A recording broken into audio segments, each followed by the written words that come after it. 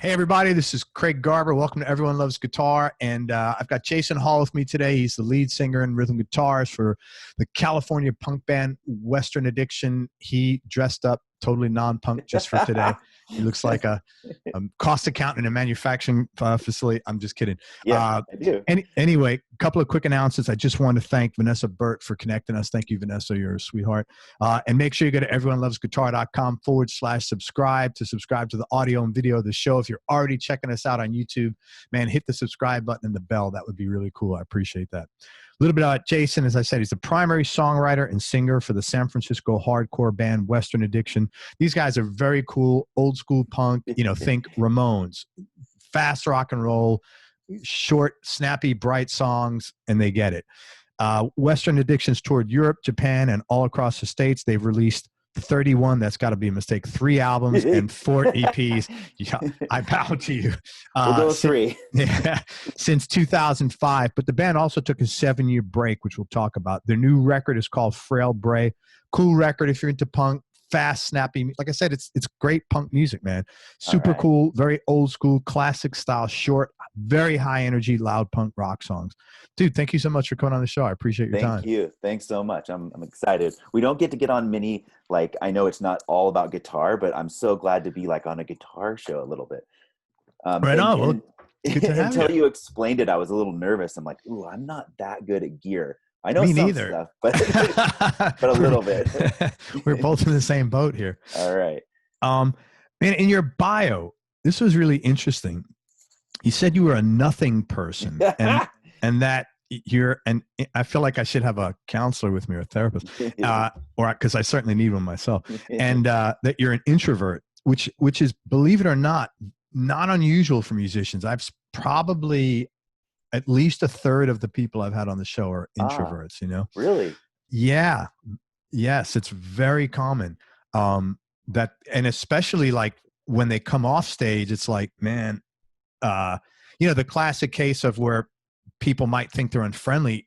It's just, they're such introverts that when they get on stage, they're fucking depleted of energy when they get off, they just need to decompress. But what did you mean by that? You're a nothing person. I know you didn't mean that in the negative way. And being a nothing person, how'd you wind up becoming the lead singer of a punk band, man? Well, in the same way that you mentioned about me looking clean cut, you know how people are just like, they're a punker, they're a music person, they're a rocker, they look like Keith Richards or something. I just never was any of those things. I've always liked music.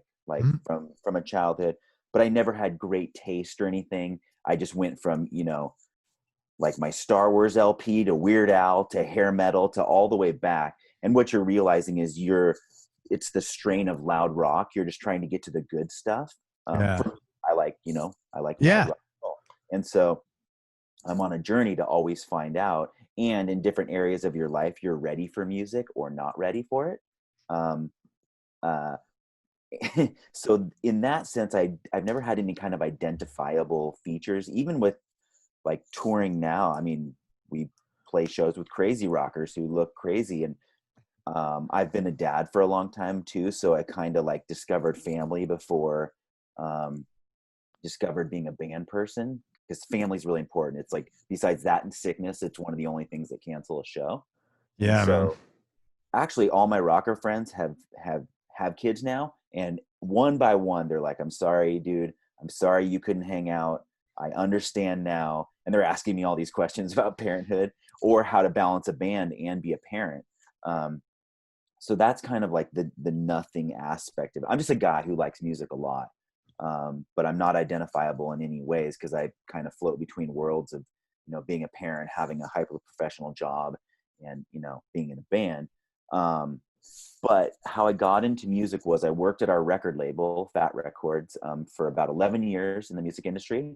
And as you know, you have to go see bands all the time, see thousands of shows. And one night I was at this venue called Bottom of the Hill in San Francisco. It's a great little venue. And I was just watching this band and I was like, I'm so tired of watching other people do or make a thing. And I was like, I could try this. I don't know if I'd be good, I'm not that great of a guitar player, but I think I can try what they're doing. And so that's how it started. And like you said, being an introvert, like I have no desire for applause. I'm not like a look at me person.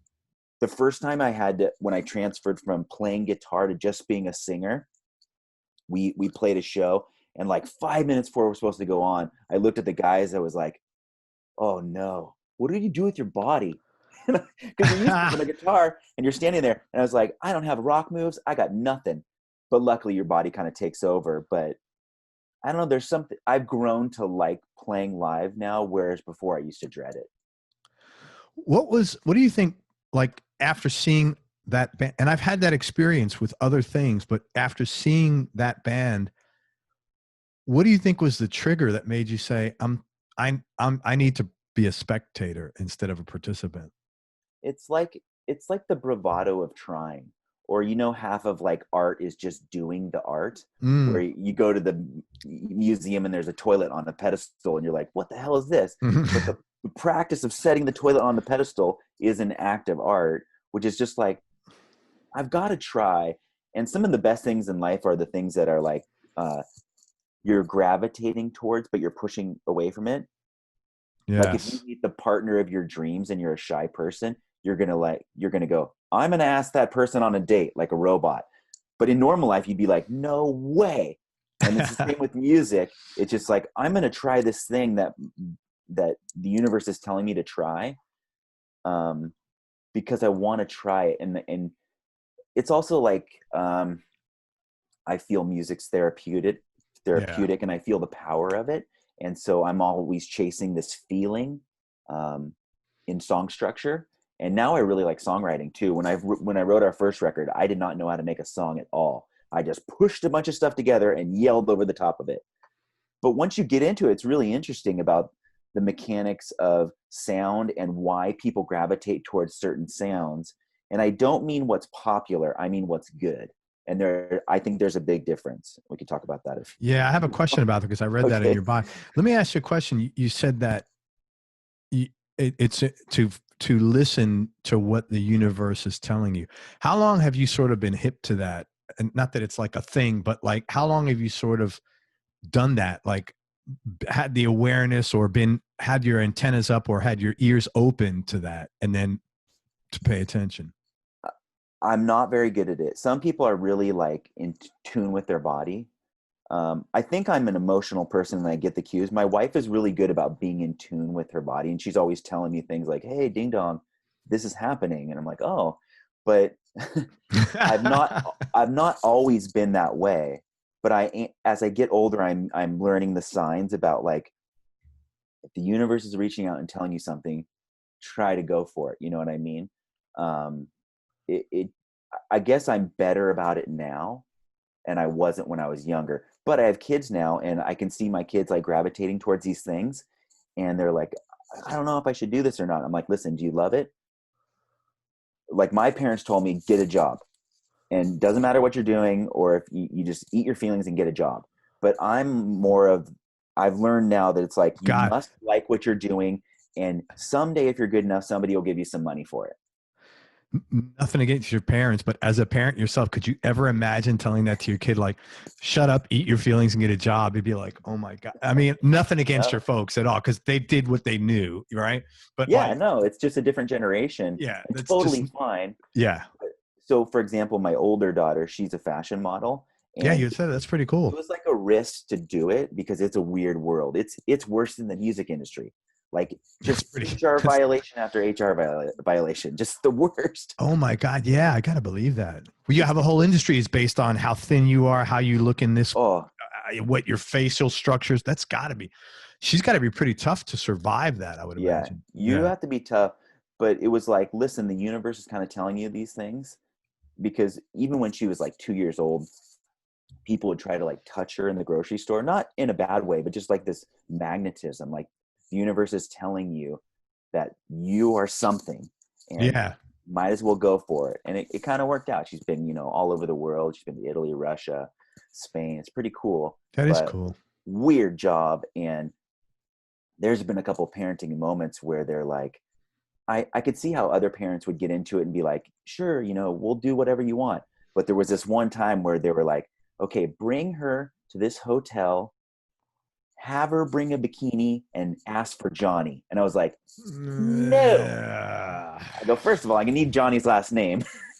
but that's how it is. Just like music, where it's like, it's just wild and you want to get on the train or not. But yeah. Yeah, that's got to be tough as a parent. Shit. Yeah, it's not fun. Oh my, I'd be like, yeah, we'll have Johnny fill out this form and I need his fucking social security I'm gonna card. choke Johnny after this. Yeah. Ask for Johnny. Wow. Yeah. How did you guys first connect to put Western Addiction together? Well, all of the guys in the band, they worked at the record label too. So after that show, I just went over to my friend Chad's desk. He's the drummer. And I was like, I heard you play drums. It was like the most awkward, like it was the most awkward approach. I'm like, listen, I heard you play drums. I play a little guitar. Do you want to try to make some songs? And he's like, yeah. Once you find the right people, they are just like, yes. Sometimes what I'm surprised about my bandmates is that some of them are really good musicians and they could be in bigger bands, and they are in bigger bands, but they always come back. And that's because you find these people who are like, yep, let's do it. This could suck. This could suck. It doesn't matter. They like playing so much that you ignore all these things. You ignore how bad the quality of life is. You ignore the economics, because it's just this thing that's running in you where you're like, I want to do this thing. Yeah. So I asked Chad to play. We wrote a few songs together. We tried to get a bass player. We tried to get a singer. None of that worked out. Interesting enough, I heard you talking about the Misfits on another podcast. We auditioned a singer, and he's like, do you know any Misfits songs? I could just come sing one of those. And I'm like, yeah, that's okay. That sounds nice. And he goes, listen, I only like the new Misfits. It's when not the ones that made all the big records. Not Glenn. No, get Glenn out of there. No Danzig. And so I looked at Chad. I was like, okay, we'll do it. We'll do it, dude. So we learned like a new Misfits song. That didn't work out. And then our other friend, his name's Tyson, and he's in this band Dead to Me. He needed a band to play with for a while. He was bored. Like, guys that are in like 9 bands. Yeah. I'm in 1 band. I know guys that are in like 5 to 9 bands. So he played with us, and then we couldn't find anyone to sing. And so I was like, I can yell pretty loud. And I didn't know that about myself. Like, actually before this record came out, before our new record, Frail Bray, came out, my friend is a music teacher, and I was like, man, could you give me like a proper singing lesson? And Good for you, man. It was embarrassing. Don't get me wrong. Like, it was like, no, that's good. Man, that's really professional. Are you kidding me? That's thank you. But he goes, dude, you have some crazy resonance. And I was like, what? He goes, how loud can you yell? I'm like, well, I can yell pretty damn loud. And I didn't know that about myself. Until we like do sound checks sometimes, and like the bartenders are like, oh, like, so it's something. Like, I don't know if I have a lot of raw talent in music, but I can yell pretty loud. So it's just like whatever I can bring, but it's one thing I didn't know about myself before I started playing. You're like a super open-minded guy, and it seems like it served you pretty well. Seriously, I mean, you just kind of keep listening and like, well, I could do this, and I am open-minded, and I do like to bring in all genres of music, and I kind of just put them through our filter. So like, I love classic country, and I don't mean like banjo pop or modern, like big country. That's whatever, that's fine, that's a genre. But when you're listening to like a modern country song and you're like, okay, Rihanna didn't buy the song, this person didn't buy the song, but this country didn't buy the song. Yeah, that's kind of the new country. Yeah, you can hear the structure, and that's fine. That's a thing too. But like, I really like classic country. Like, Johnny Cash is my favorite singer of all time. I love black metal. I love death metal. And I kind of take all those parts, and I kind of like take the best little things of them, and I work them into Western Addiction. That's very cool. Do you know, you must know these guys. I think they were started in San Francisco. Testament. Yeah. Yeah. I had Alex on the show. He's pretty interesting. Cool. Yeah. He's a pretty interesting guy. Yeah. There's like a classic long time metal, black metal, death metal, like great heritage from San Francisco with all those bands, There's tons of people from the Bay Area in general. Yeah. A lot of music coming out of there, man. I've had a bunch of cool guys on the show. Very cool. once you put this band together and you said, okay, I'll do the singing. What were some of the other challenges early on, as far as like getting some momentum, getting the plane to lift off the ground, so to speak? We were pretty lucky actually for getting signed. We got signed to the label we worked at, which this sounds ridiculous, but I honestly didn't think that was an option. I didn't even think of it. I just made this. I was so excited to make a thing. And I thought making a 7-inch record, 45 was like the coolest thing you could do. Like, this is the coolest thing in the universe. We're going to do this thing. And so we had a copy of the CD that we were going to put out. And my boss, who's in a pretty big band, he heard it and he sent me an email. He's like, we want to put this out. And I thought he was messing with me because he's really hard to detect his tone, I'm like, get out of here. Don't mess with me. And he's like, yeah, we're going to put this out. And he's from like the old LA punk scene. And I think he found our sound kind of endearing, meaning like it's sloppy, it's a little off time, and it's all feeling, There you go. Like, but that's what makes music, man. Makes connections, feeling.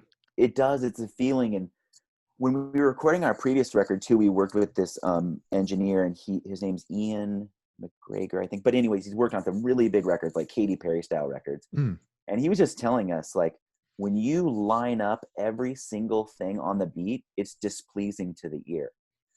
So it's actually doing the opposite of what you want music to do, which is make you go, yeah, I like this. So when you listen to like AC/DC, or if you watch any of those live videos with Bon Scott, sure, there's all this air and breath around notes where it's like, it's not, I almost feel like the best bands are almost going to fall off the rails, but don't. So it's like, you can feel the air around it, even in the same way like Willie Nelson, his vocal delivery is crazy. It's not like on the beat. It's like either before or a little after, like he pre-leads into it. I mean, in music, that's not on time, but it doesn't matter. It's pleasing to the body and the ear. Yeah. And so I think that's what they kind of liked in our sounds. Luckily, we were a little time and we sped up and slowed down. And but in terms of the challenges, it's kind of, it's not crazy to get your first or second show. Some cruddy bar will like let you like, okay, go. We don't care. Okay, go. But as it goes on, it gets harder and harder. And actually getting shows is one of the hardest things for us right now. It's just really frustrating because I take it personally, because I want somebody to go, I listened to your band and I don't like your music and it does not fit with the show. I'd be like, awesome, man. I'm going to the next person. But it's not like that. It's cosmic chance. And it's like, it doesn't matter if you're good or not. It's like, does the booking agent have all 3 of their bands on the show to promote them? It's almost like the opposite of what they teach me at work, where it's like, everything should be done with the consumer and the customer in mind, right? Does the customer want to see 3 people from your booking agent that you like, or do they want to see a good rock and roll show? Yeah. Something that's powerful and interesting and curated, But that's not how the world works. No. So, sorry. Unfortunately. So once you started getting some traction, how did you wind up getting more gigs in spite of this? Well, we're lucky because I worked at my label for so long, and I know a lot of band people. Right. And so we've never had a booking agent. We've tried to get a booking agent now, but we just get friends who are like our boss's band. He was pretty good about taking us to Japan, and we have other friends in bands who are like, we like you. Do you want to be first of 4 or second of 4? And that's cool. So you wind up opening for a lot of acts with your friends. Yeah. That's and we're great. Pretty like, we're all grown-ups and we have full-time jobs. And so we have gotten this place where we love music so much. We're like, absolutely, like, this is a gift. Let's not mess it up. Let's just go have some good times and tour as much as we can. I like that when you said this is a gift. It's like, if you lose sight of that, that's when things get funny. But it's not, but I'm also coming from the point of, it's not, I don't need this for money. And actually, it's like one of the worst money choices you could ever make. Anyway. Yeah. I'm like so straight arrow in my real life, but in band life, I'm just the biggest dummy. Or in terms of like economics, I don't even think about it actually. It's not even in the picture, which is strange for me as a person because I'm pretty logical. Yeah, but you're doing this for another reason. Yeah. And you just said it's not economics. And I think probably not having to depend on this serves you, all of you guys, well, in that, man, you just want to play. Yeah. You've made, three albums and four EPs. That's like a pretty decent catalog for a band that took off, since 2005. You took off 7 years. So that's in Yeah. reality like 8.5 years or something. That's a good catalog, man. It's not too bad to have 3 full lengths. I'm pretty proud that we have, Yeah. enough to play through to get us through 40 minutes to an hour, Hell yeah. So let's talk about that. The band started 2002, 2003. You put out an EP and an album, but then you took a break for about 7 years. I was curious what happened to put things on hold, and then what prompted you to get back together, which is like even more unusual because, as Yeah. you know, who breaks up any relationship, who breaks up for 7 years and gets back together and then stays together and Yeah. does and grows? That's, excuse me, sorry. That's very unusual. Yeah, it's a strange gap. I actually feel bad about the gap now, to my other bandmates. But the reason why it happened was because my little daughter, she was born in 2007. Hmm. And so since I'd already had an older daughter, I was like, oh, these are the really important times. Like this is the time you cannot get back. Yeah. And so I was like, damn, I should be around for all this. And I didn't balance it well. I could have done more band stuff, but I'm kind of like an all or nothing person. So like, I this get that. stops. My little daughter needs it. I mean, now she's to the age where she's like, I don't want to hang out with you, like, which 2007. is, So she's like 13 or 14. yeah. And so she's got Yeah. her own deal and she's got her own Yeah. vibe and going, and we're like the best of buddies, but it's like, they're like, you want to hang out with your friends. And so now it's like go time. And I was like, oh no, the clock's sort of ticking for me. I mean, not necessarily. I believe that music can be played till if you treat it right and you're not like using it to try to get, drugs and girls, you can do it forever. Yeah. It's insane when people say like music's for young people. I'm like, dude, that's insane. That's like saying food's for young people. Like, Yeah. That's a great analogy. it, and, and I know it almost took like the Rolling Stones to be like, what? Why would we stop? This is like what we've been doing since we were like 13. And I love seeing the Rolling Stones out there, like it doesn't, music and art is for everybody forever. And so stopping's weird. But anyways, I did screw up the band a little bit with that gap. And so now we're just like, go, go, go, go. And we're in a good spot where it's like we can tour, 3 or 4 months. If we can go to Europe, we can go to Japan. I can do a little bit in the States, and we use all our vacation time, and we just have a really good time together because there's no pressure. And all the dudes in my band were very friendly, and I would hang out with them anyways. And so it's like pleasure. It's so fun. I'm sure you've done it, but like no one ever talks about this, but one of the best times about being in a band is the drive after the show. So you've loaded up everything. Some people are drunk. I never drink because I'm always driving. Right. I don't really drink on the road because I'm just doing stuff. But you're talking about the other bands, you're talking about the shows, you're having food together. It's just like a really fun time that is like one of the best parts of being in a band. That's really cool how you put that, Yeah. man. You can see you really enjoy that. Yeah, it's cool. Okay, so like a lot of musicians, like a lot of musicians wish, I guess, you have a day job, which is really great in light of, what's going on with COVID, man. Yes. But you have a particularly interesting job. Talk about that. I thought it was really cool. I have a weird job. I've always had jobs that I can't really explain to my parents. I have to like show them what I do. Mm-hmm. So I work at a big branding agency, and I'm a namer. I name things. So I That's name awesome. companies. It's weird. Companies, products, services. I literally have to come up with hundreds of ideas a day. And that's kind of my job. I'm called the creative lead, Mm-hmm. which is a silly title, but it's my job to make ideas or train you how to break your mind to make ideas. Right. And what I mean by that is like, I've got to make sure your mind fires in nonlinear paths to make new ideas, but it's weird. You work for major corporations, and so it's a lot about psychology too, about getting people to make decisions and accept ideas. And the hardest part is guessing what someone else thinks is cool. And that's super hard because what I think is cool is way Yeah. different, you know? But I don't know. It's like the best part of this job is you learn about things you would never, ever learn about. Give So me an I'm example. forced. So like one time we had to name a sweet onion. And so I had to learn all about the onions in the Midwest, or you learn about chocolate bars, or you learn about pet care, or genomic processing, where you're learning about genes and how they're in order, and like, and you're working with all these crazy doctors who don't understand branding, and you're just like, whoa, I would never learn about this because Right. that's this job. Um, and so one of the one of the most recent things I've named that's pretty big is it's called Quibi. It's for Yeah. it's this video service from Jeffrey Katzenberg. He's like this famous, Yeah. Hollywood From producer. it's the Um, three of those guys. Uh, what's the name? Pixar, right?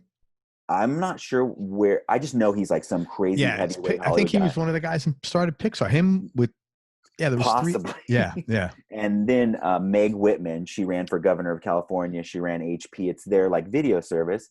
I didn't know how big it was till I was watching the Super Bowl. Yeah. Meg And Whitman used to be CEO of eBay, man. yeah, and so because of your background, all these companies. And And I know what you do. It's a lot of fun. And I yeah, share the enthusiasm of like learning about whatever, Yeah, it's really it's so cool. weird.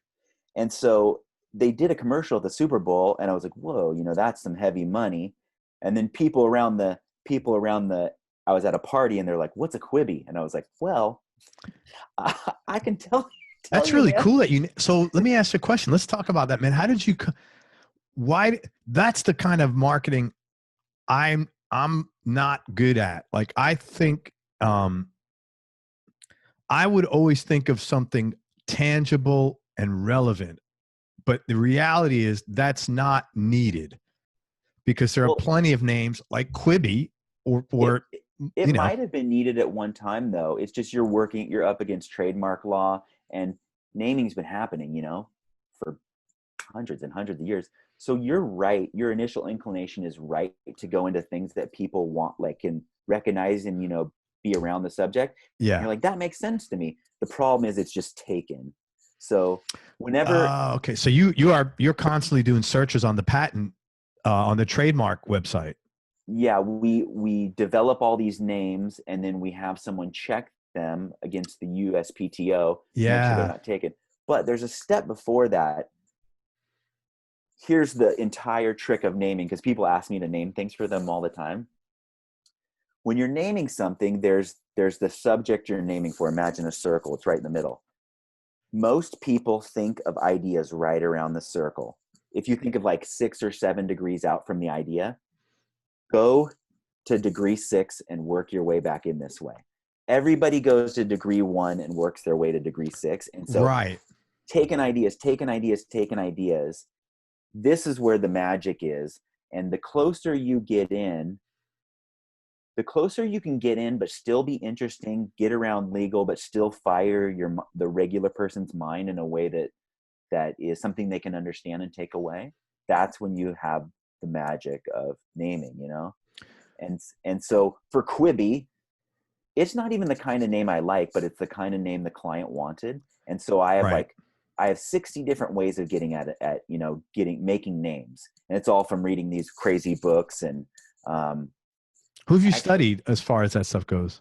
um, there's been a couple of books that some people have made me read in my career, and I was like, I'm not reading these dumb business books, but I was wrong about it. And so one of them is called Conceptual Blockbusting, and that's all about breaking your mind to think in new ways. And so there's all these. This is sorry, you should stop me if this is really boring, but Maybe I'm indulging myself. no, I find this fascinating, it but helps with music though, and I'll get to how that it helps. helps with everything if you could Yeah, think differently, man, because it does. because you can come up with a different answer if you have a different thought process. It does, and it does help with music, and we'll talk about it in terms of vocal melodies in just a moment. Um, but there's all these lessons about how to like think about approaching a problem, like one of the things I like even trained my kids with it too. So we play this game in the car where it's called Two Things That Don't Go Together. So you just think of two things. It could be like a mushroom and a lightning bolt. And you Right. put those things together and then bam, your mind makes 5 or 6 idea.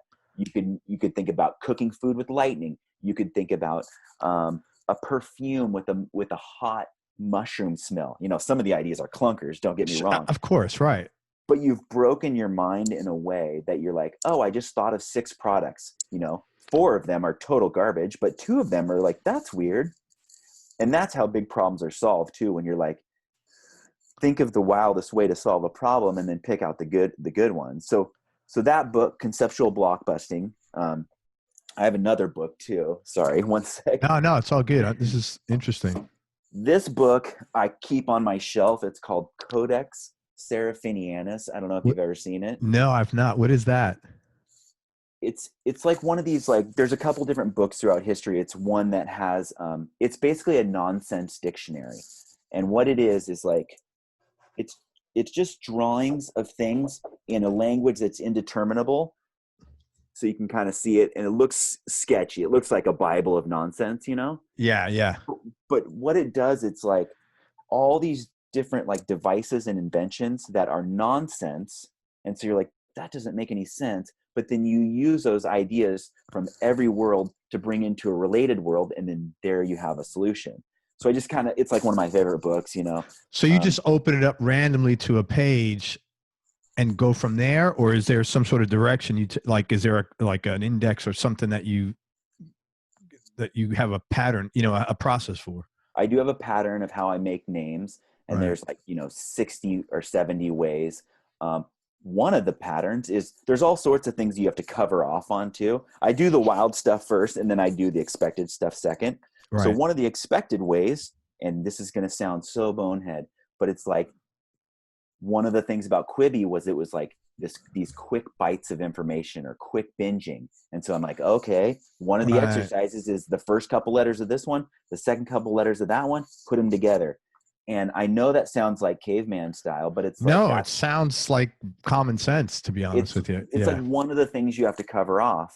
And usually clients really like it because it's like something they can understand. You're like, oh, I get it. It's the first letters of this and the first letters of that. We love it. And so it's like, I know you always have that, isn't it? That's the problem with clients, that they're clients. yeah.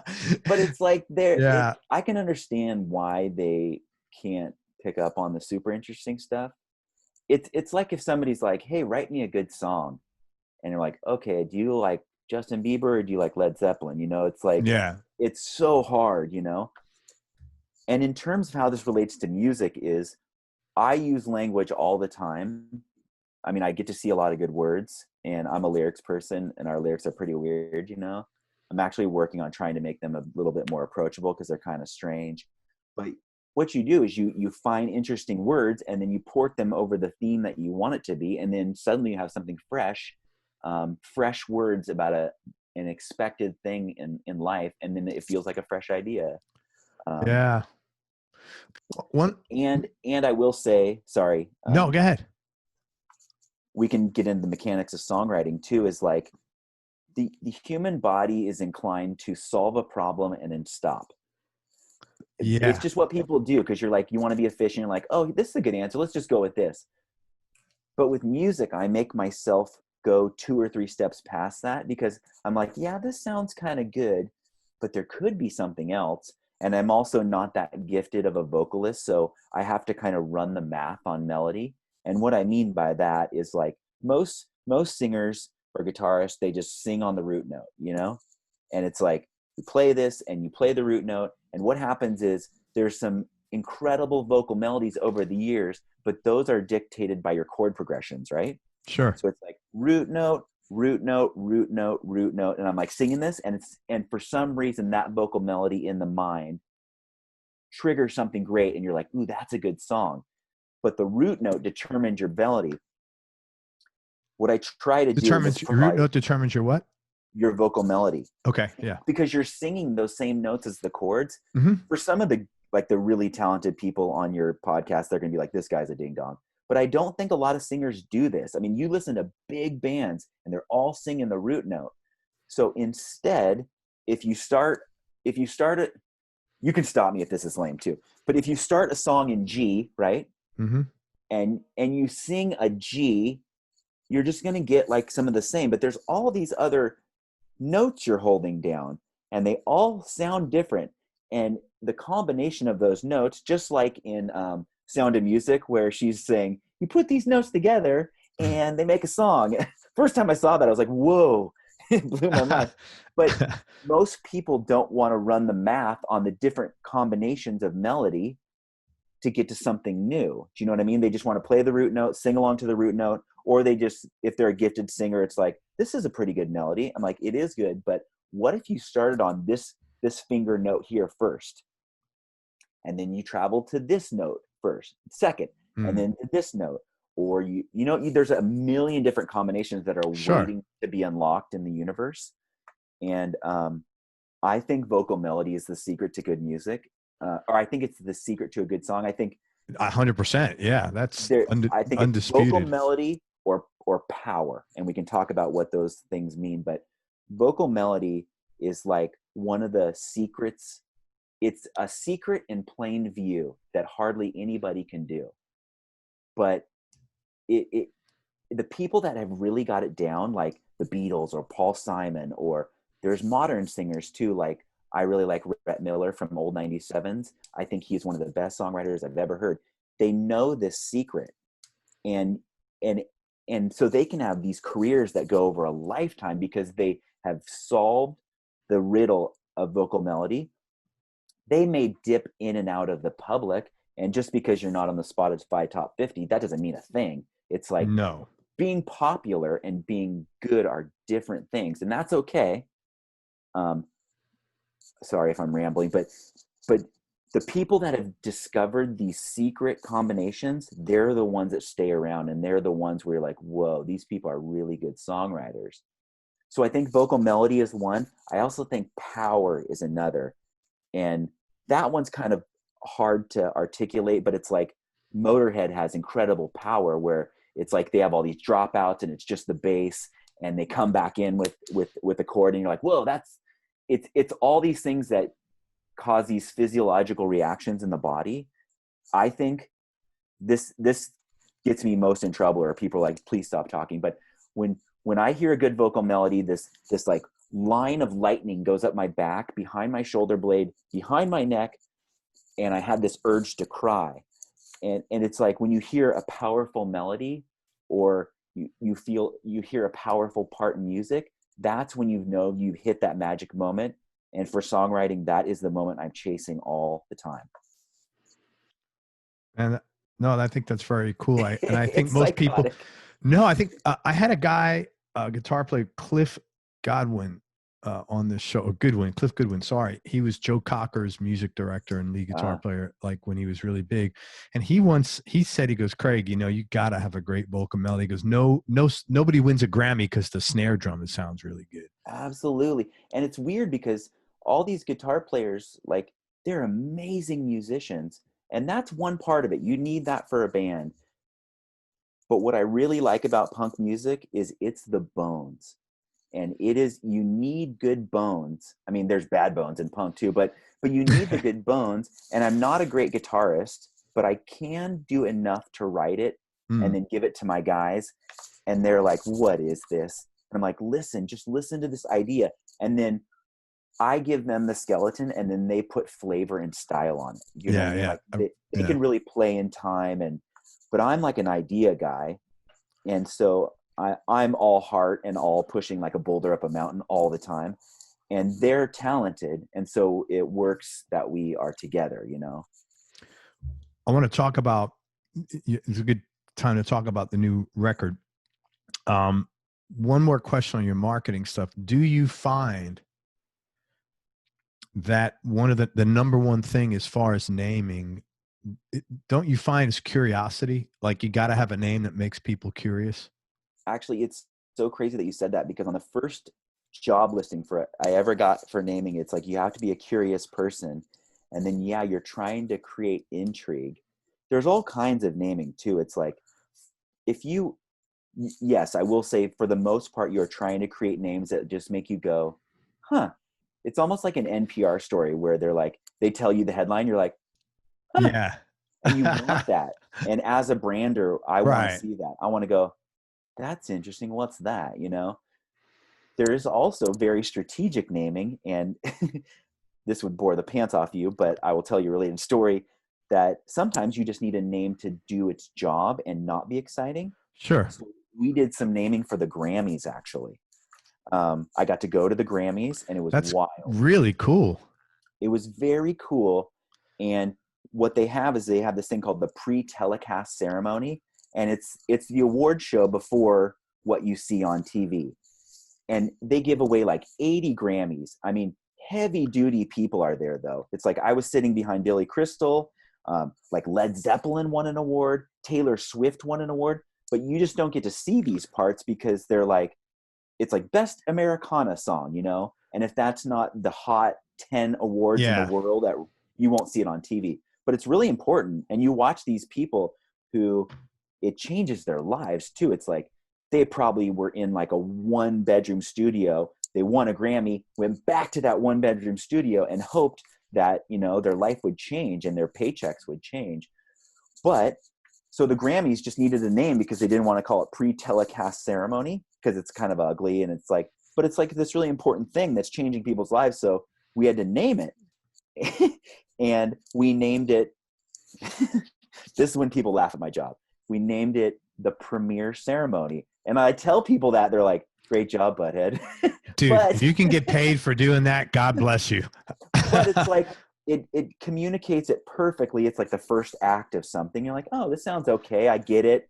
Let's move on. You're like, and also you realize not everything has to be the iPhone. Yes. Yes. I mean, sometimes you just need something functional, you know? Yeah. I mean, this isn't like, and that's the thing with marketing. And I apologize to my listeners. I was self-indulging in this. I will move on now, but thank you very much, man. The Grammys was super interesting. Like, as a person who's heard about them for years, and I come from, you know, the punk world and the underground world, like I was walking in the devil's den, you know, like people I've read about for years. Like, oh my gosh, I know this person, this person, this person. But it was kind of funny. Like, I looked around the table and I could tell who a music person was and I could tell who wasn't. And so by dress or by vibe? By all of the things, dress, vibe, communication. You know, when you just speak the common language, it was like, oh, you probably follow the Grateful Dead. You like this band. I could just feel it. And I like that commonality, even if I'm not in their world. And so that was actually really cool. You follow the Grateful Dead. They had like what, flip-flops on?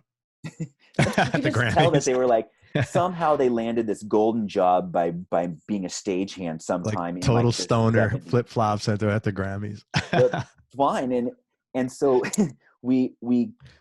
so I had to present to them too. And it was like in an auditorium of like 1,000 people, like where you open the door and there's just like an auditorium because every town has their Grammy representative. And there's like big music stars in the crowd, you know, and like, oh no, I'm going to die a slow death, you know? And the funny part about that day was I kept telling my coworkers, like, look, I've got to get back to San Francisco on that day. Can we make the presentation earlier in the day? Because I flew to LA, presented to the Grammys to like 500 people, ran out of the room, got back on the plane, flew, and we played a show at this place called The Parkside in San Francisco. That's so like funny. The top of the music industry to the absolute just like toilet of the music industry. That's so funny, man. But that's like my life, you know, like these weird like these weird levels. But it kind of made me respect it. Like I saw Metallica, I saw Ringo Starr. I mean, when people saw Ringo Starr walk down the red carpet, I felt like they would eat his body. Like there was just such this crazy energy. Like if you got near him, they were going to tear his body apart. Like, wow. It's like yeah. You know, I think there's a lot of people are clearly, even celebrities are clearly obsessed with celebrities. Yeah. Way too much. It was wild. Yeah. But to be a fly on the wall from my world. That's really cool. No, right. To just sit and watch. That is really cool, man. Yeah. Anyway. I'm waiting for the book. Man, let's talk about the new record. It's called Frail Bray. And I Yes. just want to ask you some of the songs I really liked on there. If you could tell me the backstory. Let's start with Lurchers. Very cool Well, song. that actually relates to something we talked about earlier. That is a country song. It is a classic country western rock and roll song. And talking about those progressions we talked about earlier, one of the reasons I like classic country is because the chord progressions lead to those wonderful vocal melodies. And so it's just like, it's G to C to G to D, it's like been done a million times, right? But there's a reason why. It's because something in those progressions and in the melody you sing from them, they resonate in the mind. And so I love all these like classic like modern classic country bands like Sarah Shook and the Disarmers, Joshua Headley, Cactus Blossoms. I listened to this show called Swingin' Doors on KEXP. It's a community station in Seattle. That's the best radio station in the United States. How do you get it? Oh, online, I'm assuming. Online, but through Sonos. Like what's it called? KX? KEXP. It's by far the best radio station because I can hear the filter. And so the guy that hosts the country show, he's secretly the program director. And if you've listened to enough music, you find the filters. And that radio station has found the filters because I can recognize things that I don't like, but I'm like, oh, I understand why this is good. And I understand why the human mind will gravitate towards this. It's not for me, but I can feel your filter. Dude, you got the marketing problem. I get it because you look at when you're in marketing, you tend to look at everything like that. You think about the psychology of why things work, which I get. Yeah, it's like, I used to do that when I was watching commercials, and everybody in the house would be like, nobody cares about this but you, Dad. Right. But it'd be like, wow, this is cool. Yeah. Music is all these things, but you're just not putting a label on them. Like our record label has a brand. But they're like, we don't talk about that stuff. I'm like, yes, you do by your action. That's where brands come from. Yeah. Every band has a brand. There's things that you two will do and not do. There's a look they will have and not have. That's branding, and those are brand guidelines. And I'm just saying it the total boring square way, but it is. It's just your natural inclination to do what you do that makes you you. Yeah, I totally get that, man. Another really good song, Utter Despair. That is an older song. We actually recorded the music for it on our last record, but we just couldn't finish. We only usually have 2 weeks in the studio, and if something just doesn't get finished, it's not because it's not good, it's just because we can't finish it. That is like another one that has some kind of classic chord structures, and kind of dropouts. And I also like call and response vocals, like James Brown or something. Yeah. And I kept trying to explain to the guys, I'm like, it's going to be like James Brown or something. And they're like, I usually say the wrong words, and they're like, dude, what are you talking about? And, even on this new record, we have a song, and I tried to tell the dudes, I'm like, it has to have these backup vocals, kind of like I said these words. I said, it has to sound like a Motown shoop shoop. And they're like, Motown shoop shoop, man. Everybody's got one of those. Yeah. Dude, don't say those words. I was like, what? Do you understand what I'm saying? And so with Utter Despair, it kind of has like some classic dropouts and some call and response, or kind of like trade out vocals, not necessarily call and response. And it also like has I feel like punk has a feeling. Yeah. I know it has a sound, and it has like, people think, oh, the Ramones, that's punk, and it is. But there's a specific kind of sound it has to me, and it's like a one-step chord change, like da na na na na na na na na. It's like, and it has like this sonic depression quality to it in my mind. Yeah, the sound of punk. It's not just like 3 chords, like that's probably pretty on target, actually. And I love the Ramones. They're like one of my favorites. They're incredible. But there's also like, so it's engineered to be like, have you heard of that band called DI? They're like an old Southern California punk band, but classic like 80s hardcore band. They like shared members with the Adolescents, and you definitely know them, but their sound is so like, it's so rudimentary and depressing, but that's what makes the magic, you know? Sometimes I believe when players are too good, and I don't want to insult any players, but it's like you're so good that you're forgetting the basic building blocks of what makes a song. And all I can do is the basic building blocks. I wish I could play like really well, you know? Yeah, yeah. I can do a couple riffs, and I wrote, you know, everything on the record. But I think it's kind of a blessing in disguise where I can only focus on the blocks and then have my men do the dressing, you know? Well, as the writer, you know, you need to focus on the feeling. And Yeah. that sounds like that's what you're good at. So great. It's a good fit. Yeah. It lucked out. I mean, I used to play guitar in the band, but But you got two other good guitar players in the band now. yeah. And so what happened was I just got to a point and I'm like, my body is not taking to this like it should. Why don't I find somebody that's really good? And now I just sing, and it's so fun, and our shows are so much better, and they're so much wilder. And I really look forward to playing now, because it's like I'm freed of this thing that I'm insecure about. But I still Yeah, love man. playing guitar. Music and insecurity do not go well. So I think that was Right. a very good decision. It changed our band. Yeah. And now I can run around like a total kook. Hey, that's what you're supposed to do. I guess You're the so. lead singer, man. I mean, yeah. seriously, what are you supposed to do? You know? It's my job to make sure people aren't bored out of their minds, you know? Totally. Yeah. Last song I want to ask you about, We Lived in Ultraviolet, really cool song. That's the first song we wrote for the record, and I really liked the riff in the beginning. And I really thought about, this was the first song back where, so let me preface this with, when we did our last record, a record called Tremulous, we worked with this really good producer. He's the singer of this band called Lagwagon. He's a really good vocal They're a pretty big band, aren't they? They're a big band, Yeah. and he's just been a fan of the band for a long time, and I'm friends with him. And actually, he's one of the guys who understands that theory of vocal melody, like the secret in plain sight, you know? And so his mind's kind of crazy and my mind's a little off, and so we kind of line up. And so I had most of the vocal melodies worked out, but I don't know if they were the best ones. And his name's Joey Cape. He helped me, like, what about this way? What about this way? What about this way? You know? And I learned so much about getting it ready. So for our new record, I got all the vocal melodies ready, and I ran the math on every song. And when I didn't know the best answer, you're going to be embarrassed, but I drew a chart and I held it up to our drummer, and I'm like, check out this chart. And they're like, what the F is this? And I was like, dude, I'm sorry, but I have to show you this in the way it works in my mind.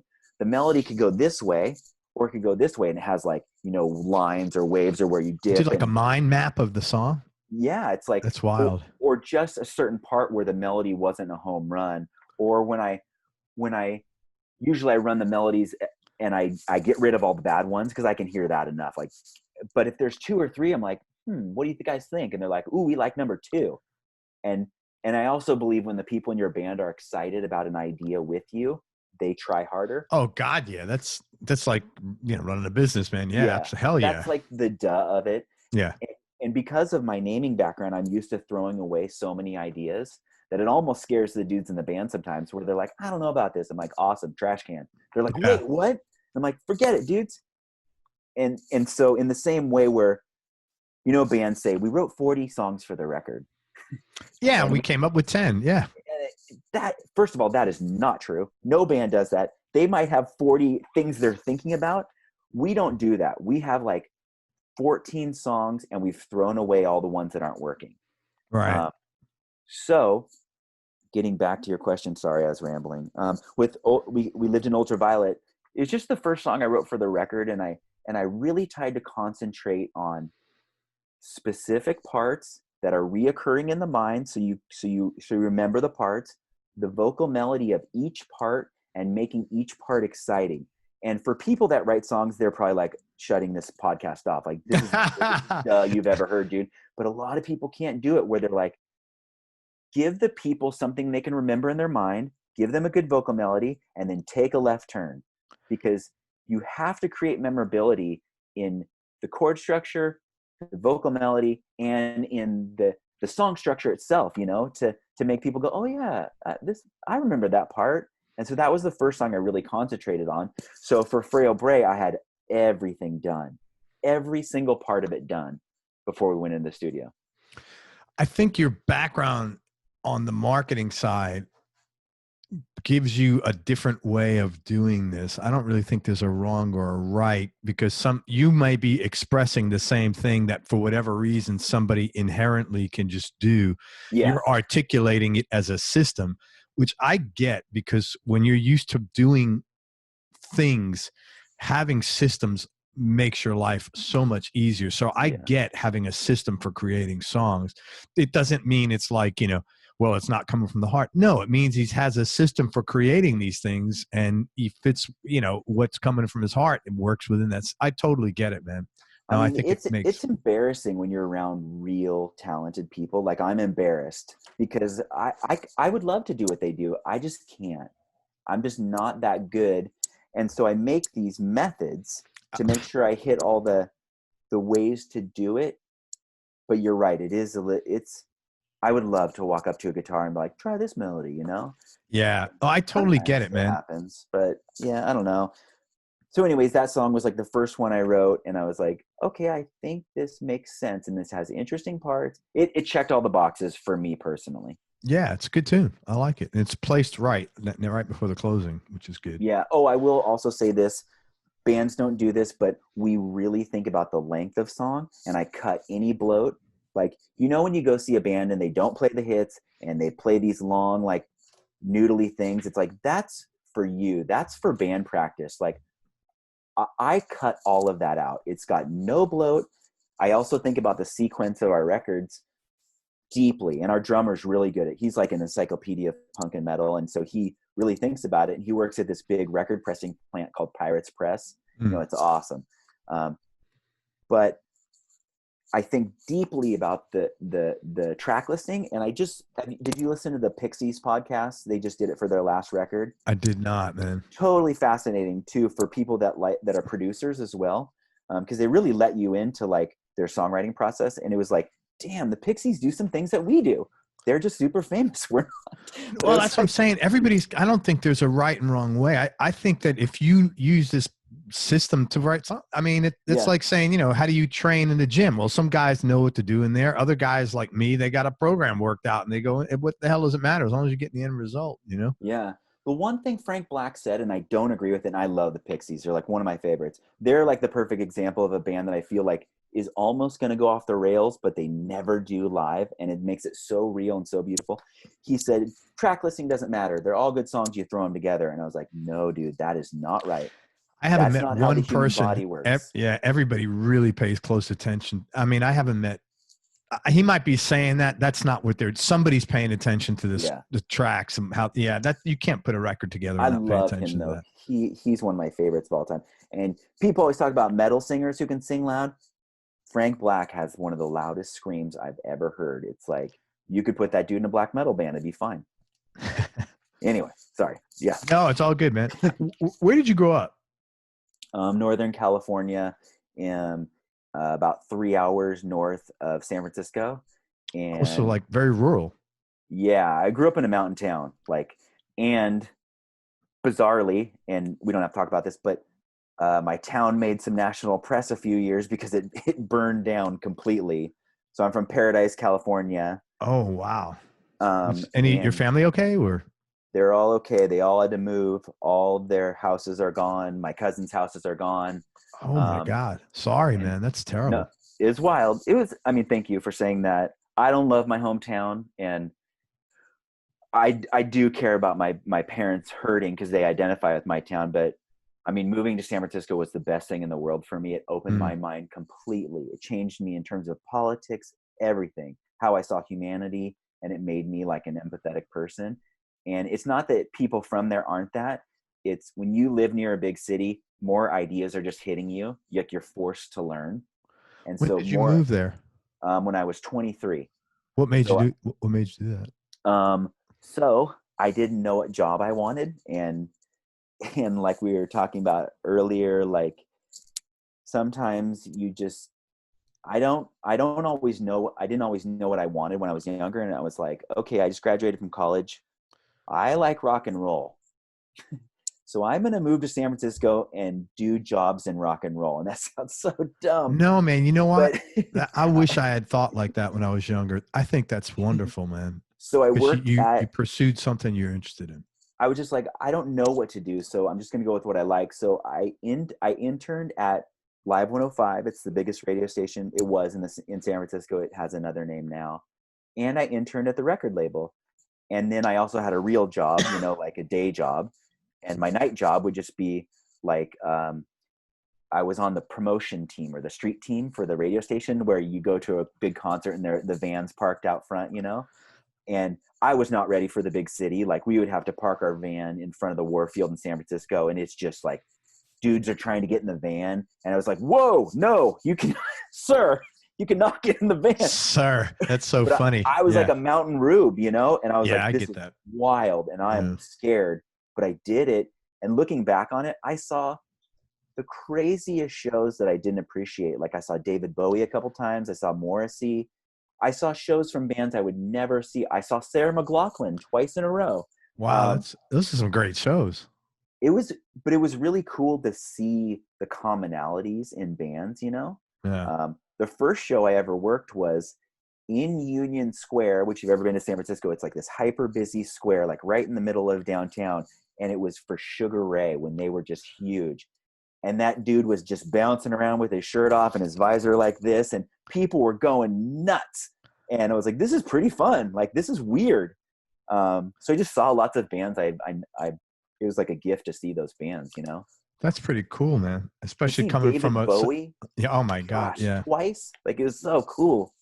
It's funny, man. I've had a number of almost his whole band on at various times, and everybody, all the guys that have played with him said he was magical. So he was just as magical to his sidemen as he was to us as mere mortals.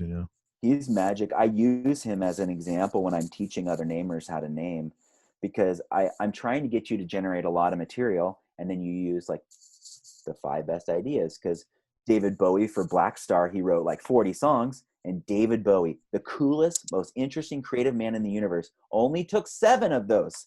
7 ideas, not 40. So if David Bowie's doing it like this, we're doing it like this. You make a lot and you choose the best. So what was your childhood like growing up in Paradise? Was it Paradise? Growing up in Paradise? No, it's like exactly the opposite. It was pretty normal, pretty nondescript. I mean, like we were mentioning earlier, like, I skateboarded. I wasn't a skater. I played sports. I do remember like one of the first punkers in my town, though. I remember vividly seeing him going, whoa, this dude is heavy. Like, what is this? Looked like an alien to me. It was my friend Travis's older brother, but he was a real punk, like Black Flag. His wallpaper was Marlboro cigarette cutouts, Oh my God. And he stapled each one. And we used to walk around singing his songs. And he's like, if you sing that song wrong, I'm going to beat your ass. And he would, because we'd sing all these like these punk songs wrong because we were little, being little jerks. And he's like, and he would come after us and try to kick our asses. I'm still stuck on his wallpaper was Marlboro. That's such a kid thing to do. Oh yeah. Man, I love Marlboros. I'm going to fucking have everything in my room. Marlboro, man. And not lights either. That's just like such a guy kid thing to do. It's so lame and so unhealthy. And but so in a small town, we were hoping to get the best of anything, Yeah. So like I did a lot of taping things onto tape, like cassette tapes, and I would just look for the dirtiest music. And that's actually how I got into punk. Was I'd want to find the filthiest music, and I heard this band. There's this band called Dr. No from the filthiest music. I feel like they're from Oxnard, California. They're like this genre called nardcore. It's just like these beach punk bands, and they had this one song, and it was the filthiest thing I'd ever heard. And I'm like, I can't. Is this legal? And my friends and I would listen to it and skateboard around, and then that's how it kind of got me into these other bands like the Vandals and then Bad Religion, and then it started to grow that way. And then I would I didn't know how to be a music person, but I would always watch like 120 minutes. And wherever I was, I would drive home to go see Headbangers Ball because I was like, oh, I got to go, guys. Headbangers Ricky Ball's on. Rockman. That's so Yeah, funny, right? it was Yeah. so exciting and so cool. And and then I also listened to all like the local radio stations, and I called into their specialty shows and try to win the prize packages. I would always win because it was like me and two other people. In Paradise is 3 people awake at midnight calling in. And then that led me to Man. college radio where I was a DJ. And then I never really found like the right people until Where'd you go to school? Up in Paradise, or did you I go went to Chico State? Is that what it's called? State. Yeah. And it's filled with all these, it's like famous for fraternities. And, it was in Playboy magazine for like party school. And I wasn't smart enough to go to a different school because I did get pretty good grades and I just was too scared I was just dumb and I didn't do it. But I did find the right people. Like my radio station people, I heard them sitting at a table one night. They invited me out for drinks with them. And they were arguing whether Slayer was a punk band or a metal band. And I just sort of stood off to the side and I was like, this sounds like an interesting thing to talk about. And that's when I kind of was like, oh, I like these people. I don't know if I'm not working with these people, but these weirdos, I like these guys, And so but it's so cool this is very common with musicians. They all pursued music like it was like a magnet, and they just, and an emotional magnet that they were drawn to, and then they pursued it. And I think that's a wonderful thing, man. Yeah. I just wish I was smarter about like tapping into the cool. I was just not cool. Like, hey, you're the lead singer in a punk band now, so you like got like a bunch of credits back. Yeah, I guess. But yeah, it's like, and now I kind of look back at those bands as like, I just liked, like, I liked hair metal when I was in high school because I didn't know what loud rock was. And it was like, but that led me to Guns N' Roses and that led me to AC/DC. And then now when I listen to like Poison or something, I'm like, oh, this is a Chuck Berry song, but they just changed it. And now they have Ibanez guitars, but now I can kind of see the lineage, Yeah. Yeah. Any low points, Jason, or dark periods you've had to deal with, and how'd you get through them? Actually, one right before this record, I had like a health scare, and holy crap, it was strange. I'm like I exercise often, but I'm not like a workout person. I'm not like a gym selfie person. I'm just not very good at it, but I know the benefits of health. So I like ride my bike, I jog, and I started doing yoga a little bit recently. I wish I could do more, but I can't. But late in life, I discovered what exercise does for you. It's like an awakening of the mind versus, for me, like a strength thing. So it's like, oh my God. And the older you get, dude, the older you get, you appreciate, when I was a kid, I started going to the gym because I wanted muscles. Now I'm like, I'm so great. I'm just happy to be there, man. It's just like, feels good because I look at my peer group and I'm like, you motherfuckers are in trouble.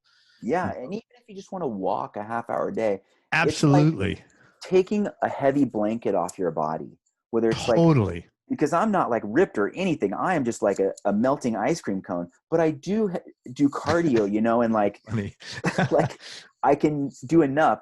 So I'm also the pusher in the band. So about 3 months before the record came out, like we were like arguing about sequencing and artwork. And I know these things are not something you should argue about, but I do care about music and I want it to be right. Like I'd rather throw it in the garbage can versus let it get out right.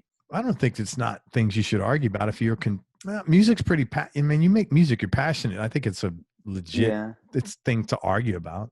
So thank you. I care about it, so I try. So I was jogging, and I used to jog at 6 a.m, and we have this road out from our house, and it goes out to the ocean, and it's beautiful, Yeah. But nice. I like get up at 6, I jog till 7, I go to work, I come home, I do the dishes, hang out with the family, I play music from 10 to midnight, and then I go to bed and I do it again. And it's like the dudes in the band are always like, you got to slow down. And I kind of like mischaracterize them as being lazy. And I'm like, you guys just aren't driven, and I'm driven. And I was kind of wrong about that. And I wasn't listening to the signals of my body, and they were right about it. And so one morning I collapsed while I was jogging. Holy shit. and I just laid there. I was laying in the street and I was looking up and there were stars. Oh my And God, that's got to be scary. it was so scary. And I associate it with a song too. There's this band called Wolf Brigade. They're like this Swedish hardcore band, and they have this song called Hammer to the Skull. And it has this amazing, like, ominous gong, like a bong, bong right in the beginning. And I know that song was playing while I was laying in the dirt, you know? And I thought for sure I had a stroke. I was like, I am done with life. I'm not useful to anyone now. My family is bummed. This is it. And you're thinking all this shit while you're laying there. Laying there because I was really like stressed. I'm also a really anxious person, and I'm really like kind of like go, which is wrong. I need to relax. And so I just laid there in the dirt, and then I got up and my leg was all bloody, and I just walked home, and I looked through the window at my family, and I was like, damn, man, I'm useless to them. And when I was on the ground too, like my arm involuntarily moved. And so it was like, oh, holy gosh, this sucks.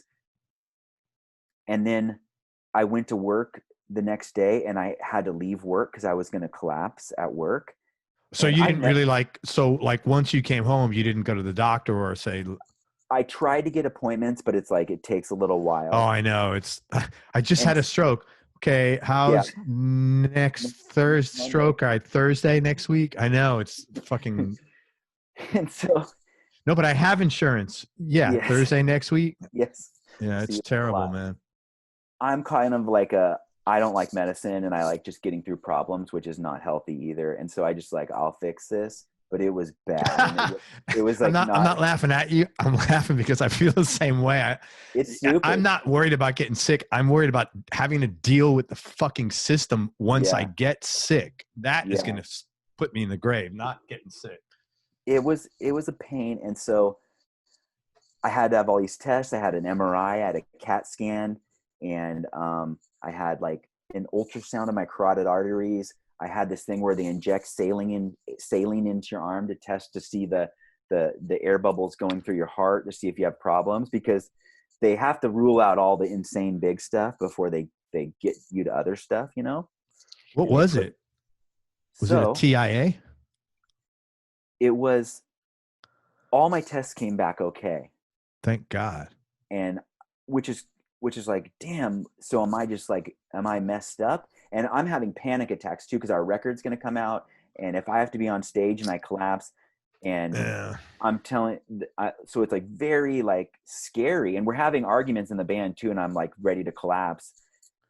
And so it's stress. And first of all, they diagnosed it as this thing called hemiplegic migraines. It's like some people have it where certain triggers happen in your mind and it mimics a stroke and it shuts down one side of your body. And I had to see all these neurologists, and they also say, like, my neurologist said this really interesting thing that was like, people with wild minds. So when you're younger, it can hold your wild mind. But when you're older, things start to squirt out the sides, you know? No, I get that, man. Yeah. But it sounds like too, you had this other, this stress is messed up. So now I just walk away from it, which is, before I was like, I dealt with it. I'm like, get really intense and I don't like this. But now I'm just like, I'm done. You guys solved this. If it doesn't kill us, it's cool, you know? And so I've actually learned to deal with the stress a little better, but I'm going to have to work on it when we travel too. Because I'm usually like, I'll go as hard as we can when we sing to where I feel like I'm going to pass out. I'll sell the merch. I'll pack the van. We'll drive 4 hours. It'll be 4 a.m. We'll sleep till 8. I'm all, get up, boys. Let's do this.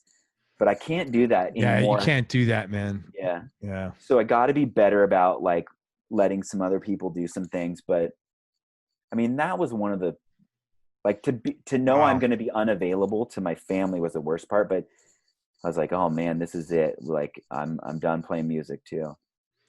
Well, I'm glad you're okay. Yeah, you got to. You know what? I'll just tell you this. Maybe it's just a little thing to keep in mind. I had a jazz player on my show about 2 weeks ago, very successful jazz guy out of New York City.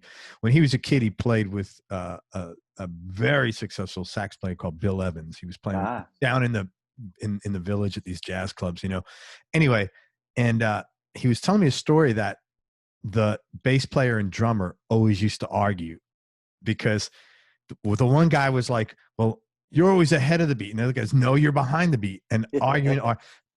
And Bill Evans, it was a guitar player who was telling me this, and Bill was a saxophone player, great, pretty legendary in jazz circles. But he turns around to these guys, goes, look, guys, it doesn't matter. He goes, whether you're ahead of the beat or behind the beat, do the best you can. And this is what he said. He goes, no one's going to die and no one's going to get hurt. Yeah. Yep. So keep that in mind, man. If you don't do this, and this, no one's going to die and no one's going to get hurt.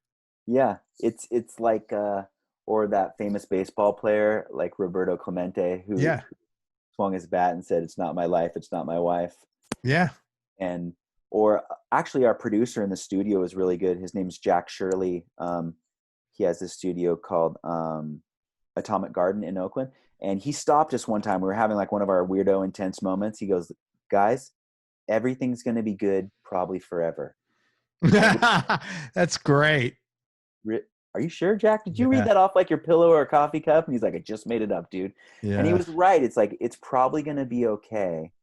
And you're probably going to get through this, but you need to just like focus right now. And it was good. It was really good advice. The same as you said. Yeah. I used to be a lot like that, man. And then, I used to have a little thing here, but I do it automatically now. When I make decisions, I always say, take the path of least resistance. Yeah. Because it got to the point, I'm like, man, if I don't take care of this shit, I'm not going to be here.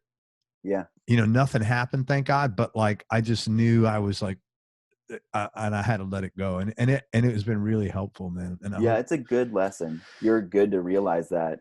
It took me a long time to get to the go like water Bruce Lee thing, like. Well, dude, I didn't realize it till I was like 52 or 53. Yeah. It's not like I've had this down since the 20s. It's like 3 years ago.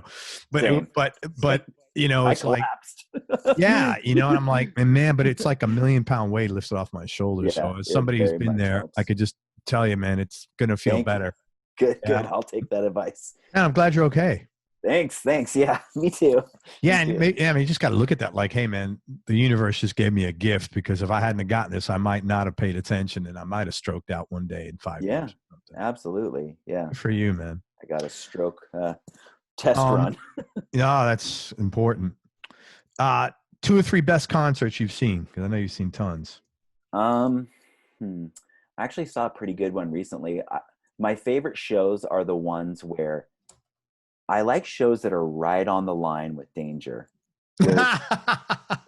It's actually how you're very funny, but you don't realize you're very funny. You know what I mean, though. I like shows that are right on the edge of danger. It's like right there. So it's like, I actually try to do this when I sing. I try to make it as fun and wild as possible, but I don't want anyone to get hurt. But I want people to be like, oh gosh, what's going to happen, And I like that when I'm seeing a band, I'm like, I don't know what's going to happen. And I should leave. Should I leave? Maybe not. And so funny, actually, do you know that band? They're called Dillinger Escape Plan. I do not, man. Sorry. They actually just did their farewell tour. They're the craziest live band I've ever seen. Like Dillinger Escape Plan. Punk bands have such cool names. Yeah. You should look up this thing on YouTube called Dillinger Escape Plan's Wildest Moments. And it's like a YouTube montage of, I mean, it might not be the type of music you like, but their shows are so wild and they're good guitar players. And I don't know how they can play the things they do and at the same time. And I know some people like thrash around, but this is different. They're not thrashing around to be seen. It is just like so wild. Like before you could get in trouble for fire, they used to light part of their stage boxes on fire and throw them in the crowd. The singer would spit fire. One time my little daughter was like asking about it. I'm like, this band's crazy. They light boxes on fire and they throw them into the crowd. And she looked at me, she goes, you get to keep the box? I go, you get to keep the box. Keep your eye on that one, man. Holy shit. That's not what I'm telling you. That's what's going to give you a stroke, man. Yes. Not your job or not your band. Holy shit. So Dillinger Escape Plan's the craziest show the craziest shows I've seen, and I've seen them over the years. But they just did this farewell tour, I'm and gonna they played definitely at look the at it. UC Theater in Berkeley. It's a big room, and there's like the floor slopes down like this. It's or kind of goes like this. Sorry, stadium seating, and then there's a big wall. It's like 15 feet high, and then there's tables where people can eat dinner, and like on nice shows, but people are having drinks and eating dinner. So the singer goes crazy, and he's like a really muscular guy, like he's in very good shape. I mean, he must work out all the time. He looks so like what's his name from the Misfits, Doyle? Yeah, Doyle, just like Doyle. That guy looks like he's like chewing iron all day long, man. I've And seen he's the like Misfits my working out age. backstage. Yeah, crazy, right? Yeah. These are crazy. I saw their workbench too, and it was just like total prison style workbench. Like, so modern, like just like almost like two boulders on a metal pole, And Doyle's crazy. Also, on Doyle's guitar, on the back of his guitar, he has the chords, the A, B, C, D on there, so he knows where to go when it's dark. And they're a perfect example of it's all magic. I mean, he punches his guitar, but the bones of their songs are so good. It doesn't matter if they're on time or good or guitar player, or Doyle has the notes of on his guitar neck. It doesn't matter. Anyway, so Dillinger Escape Plan played. The singer goes out into the crowd. He climbs this wall. He rolls his body onto the dinner tables where people are eating. He says, "You guys got food up here?" Like, this is in the middle of just like a chaotic song. Like, it's like almost like a seizure style where it's like flashing lights. He takes a bite of the burger, spits the burger into the audience, throws the burger into the audience, and then just like does a flip into the crowd. And it's like wow, 15 feet down. And so it's those kind of things where I'm just like, whoa, I mean, I can never get to that like level. When we play, I like walk on the bar and I ride people's shoulders and try to make it fun. But that guy is like next level. So that's one of the coolest shows I've ever been to. I mean, I've been to other shows that were kind of like, one time my wife and I went to Hawaii, and there's this little town on the north it's called Paia, Paia. It's where Willie Nelson lives. Okay. But he was doing this special MySpace thing where he was promoting some record, and so we had those secret shows. So Willie come and played with Band of Horses, and I'd never seen Band of Horses. That's so wild. In this super tiny bar, and some people there were like, I was like, this is insane because I love Willie Nelson. Some people were just trying to finish their Mai Tais, but it was like, I'll never see this again. Do you know what I mean? That is so cool to be that random and just, I mean, the randomness and the fortune, the good part of that experience is the good fortune you have to be at the right place at the right time. That's kind of special. And when I'm seeing Willie play, I'm like thinking of like my grandpa or something. I'm like, so like, this is so special. What you're seeing is so special right now. And he's such a magic person, and his voice is magic. And so it's just kind of like I could cry at any second watching it. Yeah, and that's my kind wife of cool. Loves Willie Nelson too. And actually our wedding song, our first dance song, was Valentine by Willie Nelson too. So it was kind of cool. Man. That was a pretty cool one. Dude, just seeing a show in Hawaii has got to be cool. Yeah. Come on, let's face it. It could have been anybody, but that's kind of cool. Those are two of the most memorable recent ones. Yeah. But I've seen thousands and thousands of shows. Yeah, because of your job. Yeah. Yeah. All right. This is another tough one. Top 3 Desert Island discs just for this moment, because I know that's impossible to answer. I always have my top 5 ready at all times. All right. And I think most rockers should have them ready. But I've kind of amended this lately, because if a film person asked me what my top 5 films were, I could muster it out, but I wouldn't have the confidence to do it. So I chill on it a little bit. So I'll just tell you my top 5 bands. All the OCD guys have this answer, like, they're like, oh man, I love making lists. Hang on. And they're like, brrr. And they're my top 5 because of it goes beyond the music. It goes to the life choices and the lessons and what the bands mean too. So my number 1 singer of all time is Johnny Cash. Like, right. We share a birthday. We share the same initials. I love everything about him. Wait a minute, I thought your last name is Hall. JR. Johnny Cash is JR. And he was his first name really was JR, and I'm Jason Randall Hall. Oh, okay. He didn't have a name when he was born. They just called him JR. That's pretty fun. I didn't know that. I love him so much. He's my favorite. The Clash is number 2. I just saw for them what live. they Yeah. stand for? You did? What year It was 19. or what Ni- era in the band did you see it? What record off? Paul Simonon was in the band. Ah, 1981 or 82. was it They like came to US my festival time? No, they came to my college Yeah. randomly, and I was Whoa. working student security with my fraternity, so we got to stand on stage with them. It's funny, I had them. They signed all our T-shirts. I wish I'd kept that shirt just because it's cool, you know. So It was a cool. great show, great And show. hearing Joe Strummer talk, like that is what I think of as a saint, like a man of the people, like a good person. There's no racism in his body. He is just like you could see him walking out in the crowd, and every time you hear him in old interviews, he's just like, he is a true man of the people. Like, Yeah, they were really nice guys, to be honest. They put up with our stupid fraternity, and they were really cool with us. yeah, and like cool politics. And it was funny. There's this cool interview too. I forget what Clash documentary it's in, where this record label person was like, Joe, why didn't you put out any records from this time to this time? He's like, well, no one called me. And I was like, oh my gosh, no one called Joe Strummer to say like, please put out a record. Like that's insane. Joe Strummer's number 2. Black Flag is number 3. Yeah. Black Sabbath is number 4, but they're like tied with Motorhead for me. So I'm having like internal struggles with that. Only an OCD guy's going to say that. Because they both represent, actually Motorhead's almost more important because they're like the absolute blueprint of the band I'd want to be, because the punkers love them, the rockers love them, the regular people love them. Like I want to be in the netherworld where we play everywhere, you know?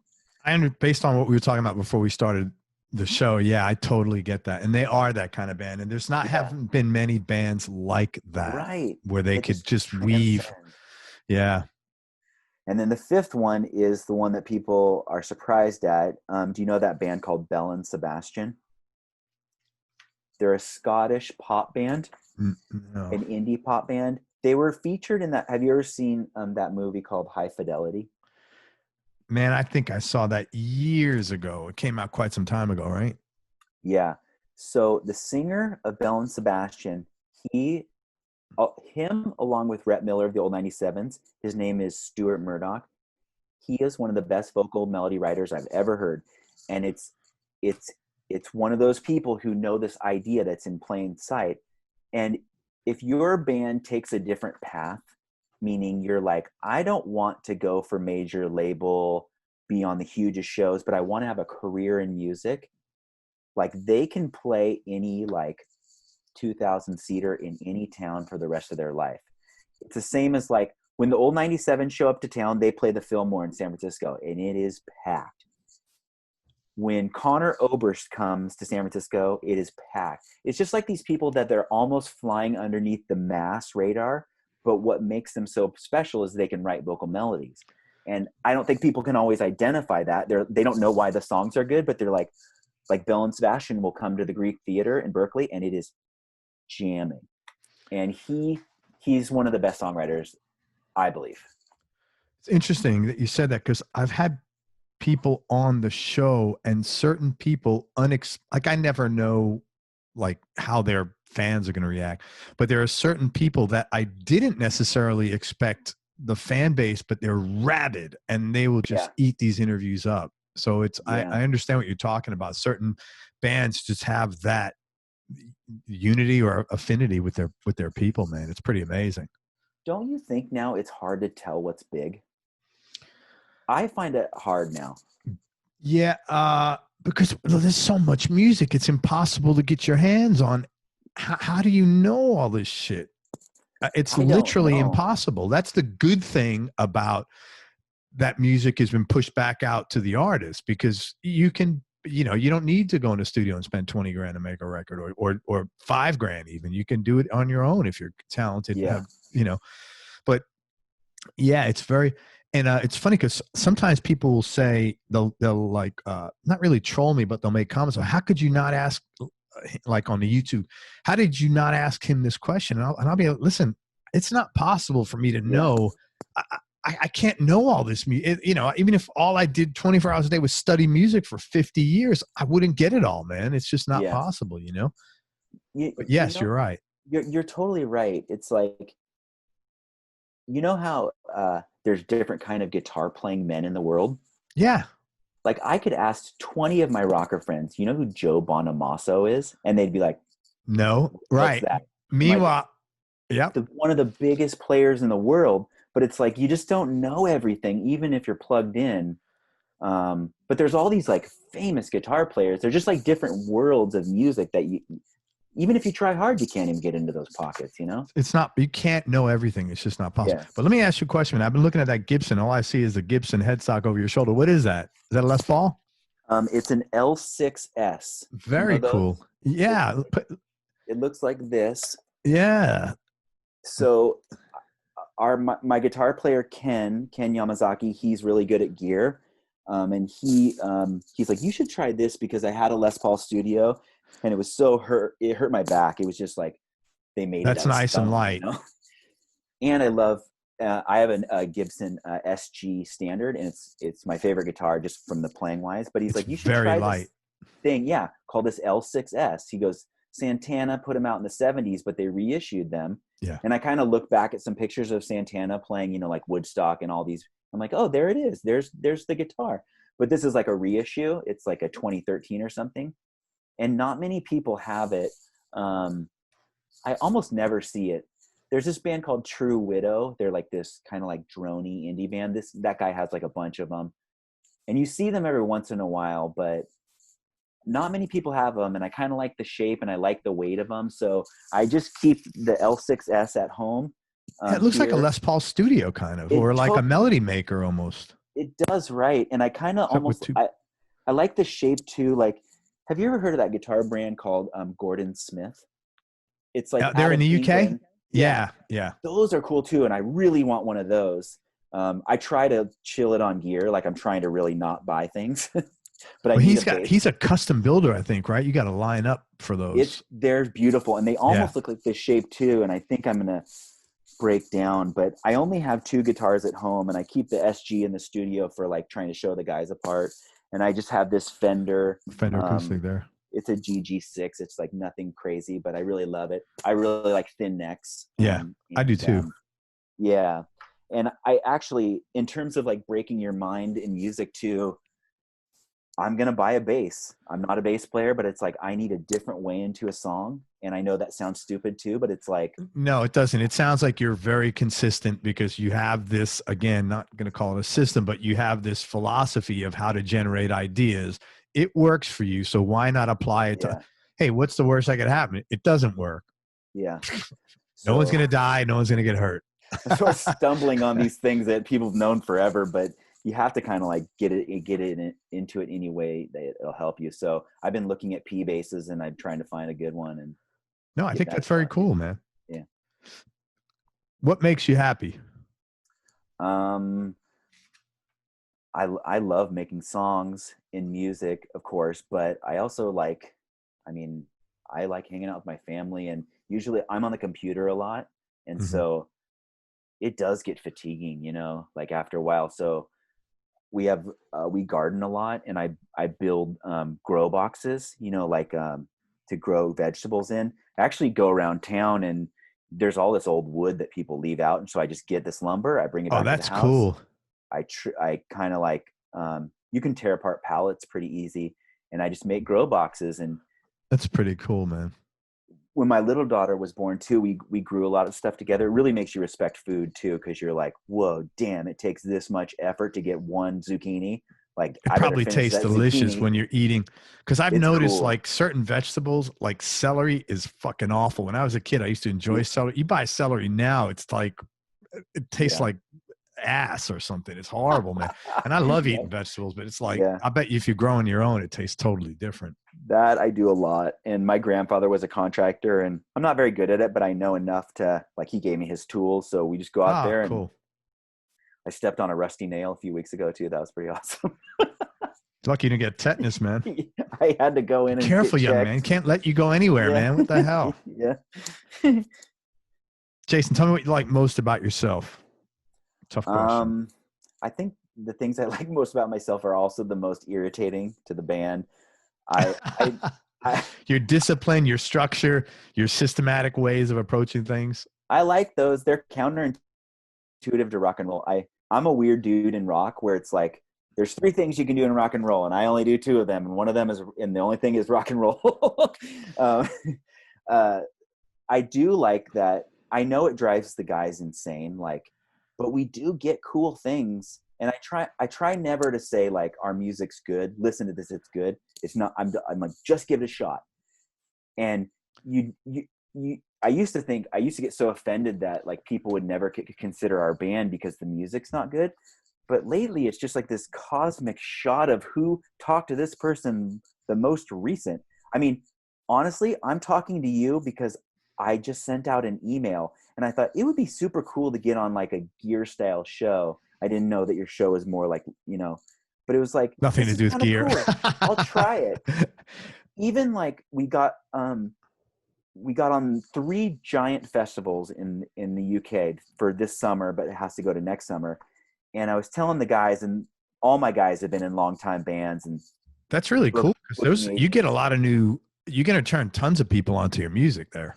But I just ask, and the dudes are like, I go, we should get on some of those festivals, and they're like, we need a booking agent. I'm like, we could ask, and they're like, that is not how music works. And I was like, you're right, it's not, but I'm gonna do it. And so I disagree, man. I think that I've gotten 700 guests plus on my show because I just asked.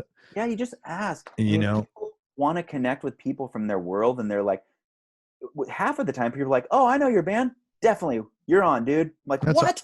Why don't you call me earlier? Yeah, but you got to have some creds underneath it. Like, I saw you guys were established. I checked out the music. I wanted to have some more punk bands because I haven't had a lot. And I like to have diversity in music for my own sake, let alone for my listeners' sake. So but I get a lot of these, and I'm saying this because all my listeners, I'm sorry, but it's not my band and I just released our first record. I'm sorry. I'm not the outlet for that. I really apologize. Right. I'm sure there's something out there, but it ain't me. And I do apologize. And I don't say that with any condescension, but, so, and I'm sure those festivals did the same thing. I mean, you have a catalog at this point. You've been around. You're not 19, which is fucking huge for me, because my oldest kid's 30 and I can't deal with a 19-year-old anymore. Just my own, they're all done. But you know what I'm saying? So it's like you could ask it's like it's like your business, right? Your job, why is someone going to take this suggestion? You've been doing this a while, man. Right? It's not like, you just, started last week and you came up with Quibi. Is that what's called, Quibi? I'm sorry. Quibi, right. So that's what I'm saying. It's you do your reps already, so it's fine. All right. So I'm a weird dude in rock. That's great. Happiest moment or time in your life? I mean, birth of a child is insane. It is the most sci-fi, mind-blowing thing I've ever seen in my life. I can't believe this is real. Is this real? Yeah, it's pretty intense, isn't it? Yeah. And my wife, she's she on her off time, she's a doula, like a midwife, and so she's taught me that's really cool. Yeah, I've sort of been in the background, like watching her, and like she reads all these books. So in the same way we like rock and roll, she cares about childbirth. That's really cool. How long you been together? Since we were 25, so like 15 years. We Good just for had you, our man. Year wedding anniversary, and she's really right on, man. Congratulations. She knows music really. Thank you. She knows music really well too. That's another like deal breaker for us, like. But she likes this other thing, and I've kind of in the background, like over her shoulder, like what's that? And she'll kind of show me. It's totally intense. It's like childbirth is the most powerful, like misunderstood, important event.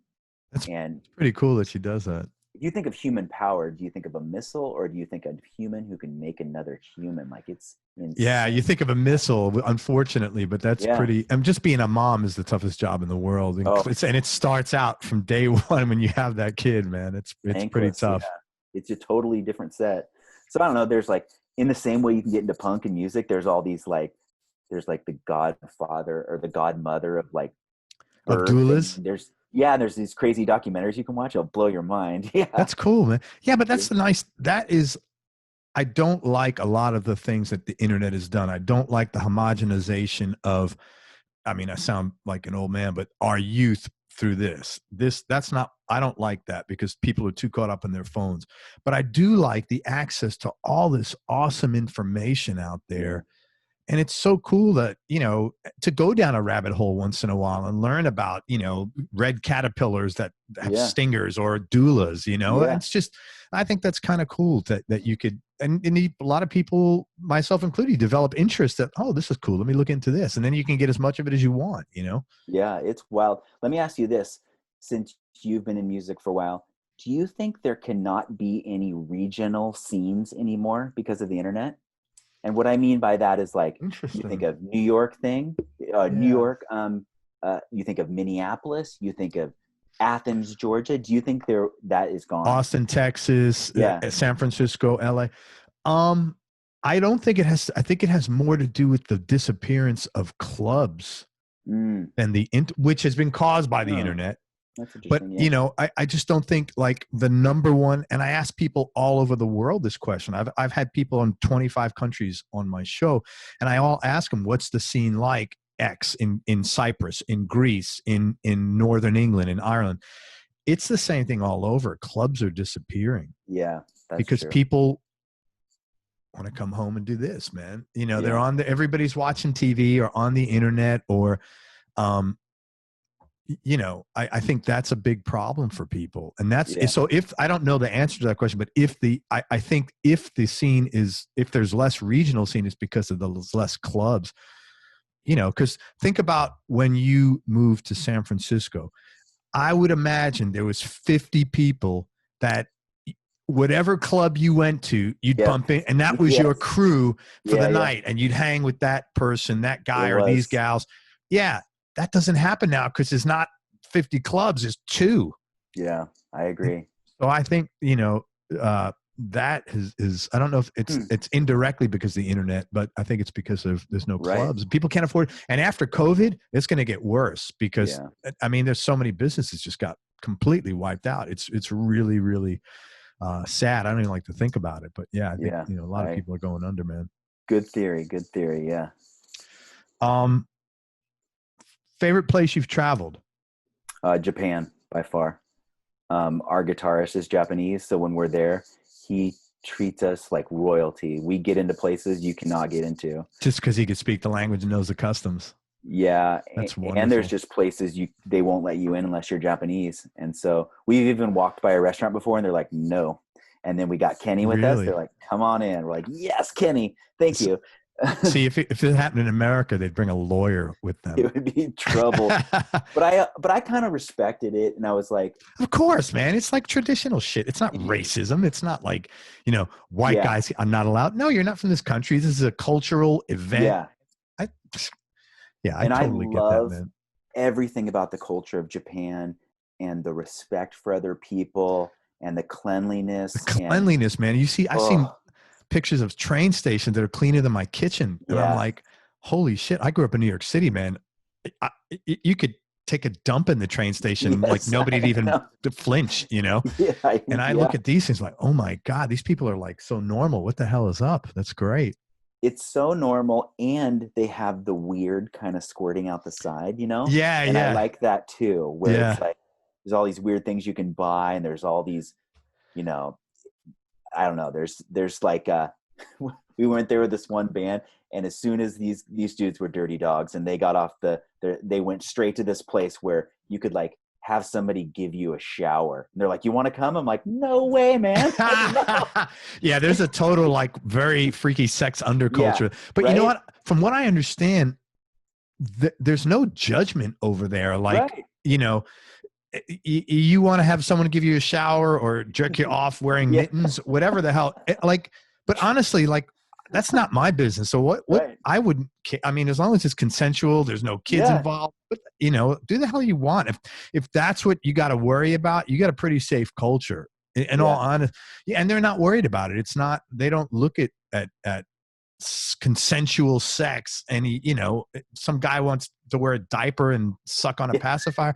Not my thing, but who gives a shit? You know, I Yeah. don't think, yeah, you know, I don't That's think what I love. It's like anything goes, but it's professional and respectful and clean. I'm like, wow, that's nice. yeah. You know what I'm amazed at, that the respect for humanity that, like, uh some wealthy businessman who's got, you know, 20 grand in yen or whatever that is stuffed in his pocket can get shit faced, fall asleep on Yep. the sidewalk, and there's just no crime. No one's going to bother Yep. the guy. Yep. You What a can just society where people respect each amazing. other that much. That is so awesome, man. Yeah. That's so Yeah. Japan is by far my favorite country. We've been there twice.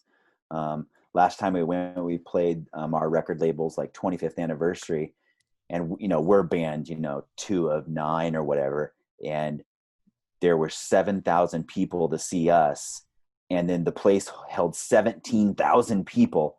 So I was like, "Oh my word!" It's like And then when like an arena. it was it was in like an aircraft carrier. And then when the It's so headlining cool. band played, this band called High Standard, they're like Mm. this famous Japanese punk band. There were so many people there that there was a section for moms and babies. Like That all is moms and so, babies. I was yeah, like, this is but insane. just that, the fact that they make that consideration. I mean, how cool is Yeah. that? Why Yeah. is it? Why is that? I mean, I know why. It's just generations and generations of, this is how we behave. These are our expectations. And I guess that's not, you know, I got divorced on my first, I was married very young. And I never forget, my lawyer said something, because I was like, how can they get away with this bullshit? He said, Craig, and I was a young kid. He goes, that's the price you pay for freedom in America. Yeah. Yeah. And that's the price sort of we pay for it. You know, you want all this freedom. Yeah. You don't want anybody telling you what to do. You don't want expectations. Well, then you got to deal with the fallout. And I think that's what it is. And I'm not saying we should have less freedom. This is not a political commentary, because that's not me. But their expectations have created that environment over Yeah. years, and, you know, thousands of years of history, which is great. Yeah. And don't you think, since you're from Brooklyn, right? Bronx, Bronx. other end of the D train. Don't you think that since you're around so many people in New York, you got to play it cool, or someone's just going to come along and kick your ass and put you right back in line? I find, like, when Oh I'm in yeah, big you have cities, to. it's like, be cool. And if you're not cool, somebody's going to hit you on the head with a hammer and put you back in your spot.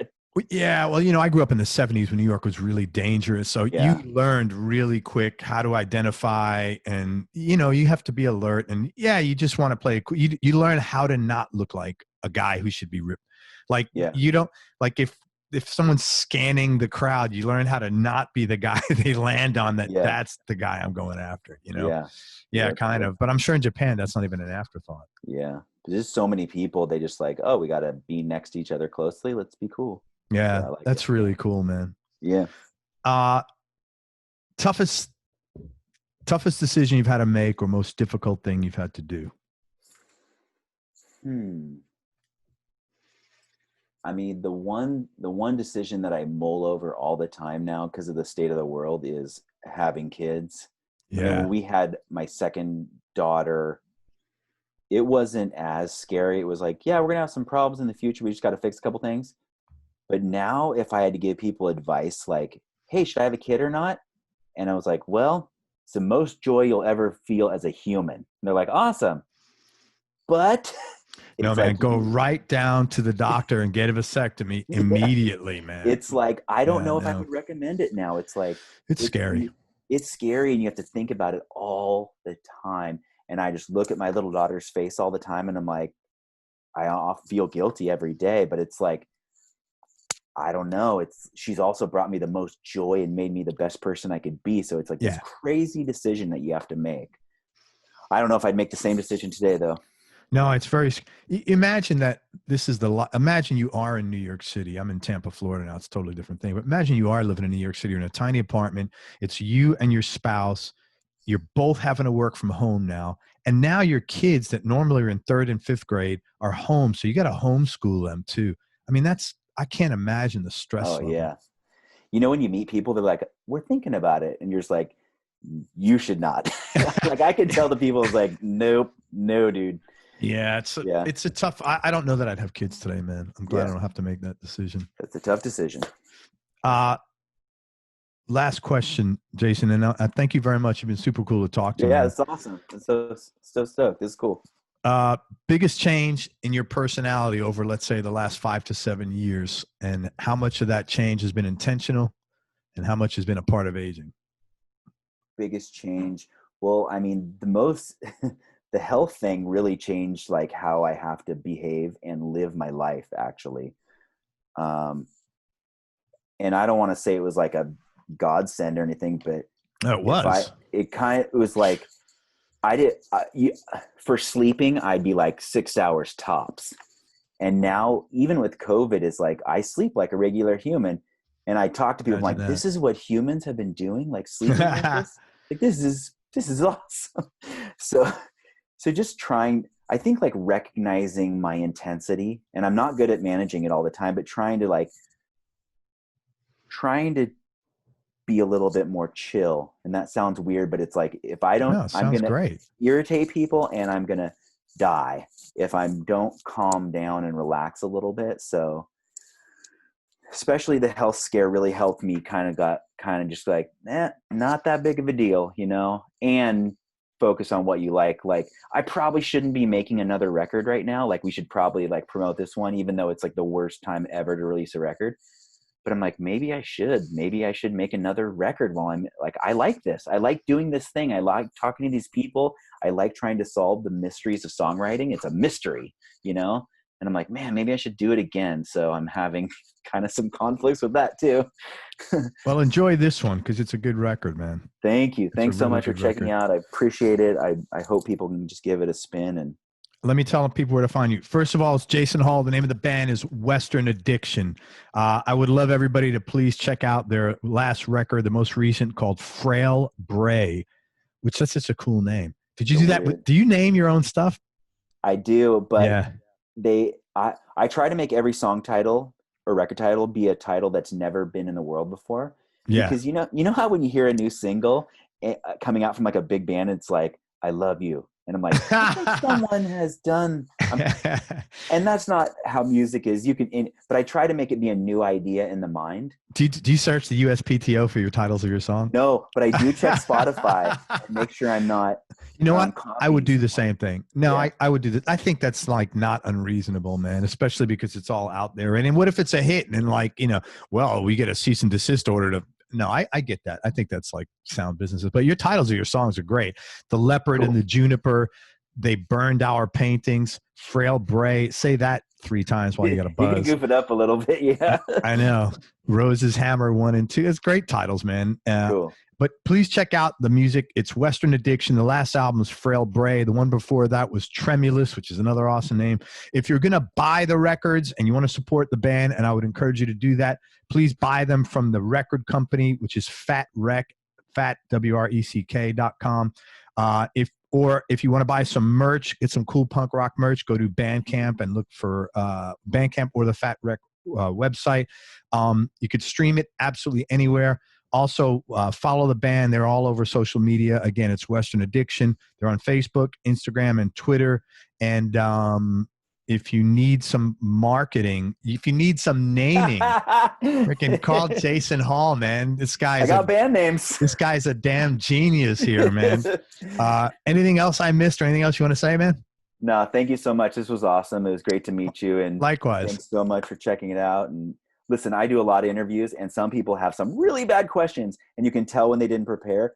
And I listen to a lot of podcasts too, and you thought about the questions, and you are thinking about it. And as a person that has to answer a lot of questions, it's like a band person. It makes it so much easier. It's so nice when I know people are dialed in. So I appreciate it. Oh man, it's my pleasure. It's so great to have you on the show. And I always, I want to be interesting for you. And like, I don't want to ask you the same question like that I know you're getting. It was funny. I have a guy coming on the show know if you ever heard of this guy, Ron Carter. He's 80 years old, one of the most famous. He played double bass jazz with Miles Davis. Anyway, Ooh. and she goes, well, I'm sure you're probably going to give him the same old question. I said, I'm not. Because I said, I'll send you the question. He goes, oh, you don't need to do that. We've heard all the questions. I'm like, let me send them to you because I'm dealing with his, like, and I said, if you think, because I go out of my way not to do that because I want to learn something and asking you, I don't know, something stupid like, where did you get your muse? What are your influences? Yeah. What are your,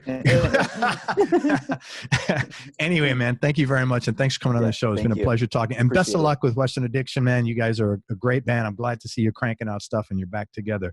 Thanks so much. Everybody, thank you so much for listening. If you enjoyed this, please share it on your social media channels. We appreciate your support. Again, listen to Western Addiction. Check out the last record, Frail Bray. If you want to support the band, buy the record at Fat Rec. That's Fat, WRECK.com. If you want to buy some merch, buy it on Bandcamp or Fat Rec. And connect with the band and follow them on social media, Facebook, Instagram, and Twitter. And you could stream it anywhere. Again, it's Western Addiction. Thanks very much to Jason Hall. Thank you, brother, for spending time with us. Thank you. And most important, man, especially nowadays, remember that happiness is a choice. So choose wisely. Be nice, go play your guitar or scream or do some marketing, whatever the hell floats your boat, and have fun. Until next time, peace and love, everybody. I am out. Thank you very much, brother. Thanks so much.